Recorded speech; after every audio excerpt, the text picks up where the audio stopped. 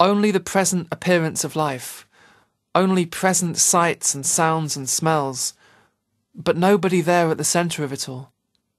Just an absence, which is an absolute presence. Just nothing, playing the game of being everything. Thoughts are happening, but there is nobody there who is thinking. There is a chair, but nobody sitting on it. Right now, nobody is breathing. Nobody is seeing. Nobody is hearing. Breathing just happens. The room, the book, the words on the page just appear. The eyes open and they just appear. Sounds simply happen. I'm breathing, I'm seeing, I'm hearing. That's the story. Prior to the story, there is absolutely nothing. Before the story, I'm a person sitting on a chair reading a book. There is no person, no chair, no book. Prior to the I story, there is nothing, and nobody there to know that. Prior to the I, well, we cannot really say a damn thing about that. There is only the mystery, and even that isn't true. And out of the mystery, I appears. And the moment you have an I, you appear to have something called a world. Prior to that contraction, there is no world.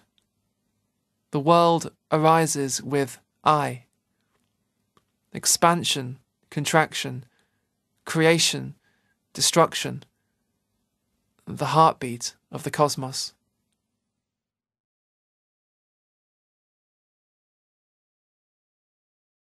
The myth of enlightenment.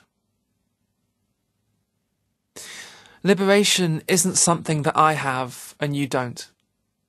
This message is not about awakened people or enlightened people passing on their understanding to others. There are no awakened people. There are no enlightened people. Because in reality, there are no people at all. People who believe that they are awakened, people who say, I'm awakened and you're not, or I see this and you don't, these people still believe in separation. I'm awakened, you're not. It's more separation than ever. In order to say that, there would still need to be a point of reference there, a me. A me comparing itself to a you. A me that wakes up every morning and reminds itself that it's awakened. But when that whole me and you game falls away, when those reference points are no longer there, all you are left with is the mystery. When it all falls away, you have no way of knowing that you are awakened. You have no way of knowing anything. You have no more words for what this is. Like a newborn baby, you see everything for the first time. And nothing has a name. Like Adam in the Garden of Eden, you begin to name it all from scratch. Awakened people, enlightened people, that's all in the dream. It's the dream character who searches for awakening. And when that character finally finds awakening, it turns out to be a dream awakening.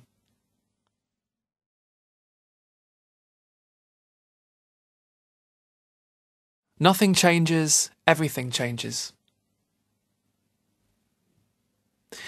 Even if you had this thing called awakening, what would you do with it? We can't even see the grace, the wonder of sitting in a chair. We can't even see what's directly in front of us with any clarity. So how the hell are we going to see this awakening when we finally get it? We can't even see this. Even if we had something called awakening, we wouldn't be able to see that either. Start with this. Start here. See this first. And the funny thing is, when you see this, You don't even want that anymore. Because when you see this, what you also see is that this is always enough. Just sitting here on this chair, breathing, just this is enough. More than enough. And in the seeing of this, an ordinary life can be led. They're still waking up in the morning and putting on clothes and walking out into the fresh air and chopping wood and carrying water and doing all the things you used to do. Nothing has changed. There's still a very ordinary life being led. And yet, everything has changed because the heaviness has gone, the seriousness has gone, the seeking has gone.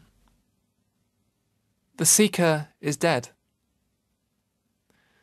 Nothing has changed and everything has changed. And what is seen is that from the very beginning, there's only ever been the miracle.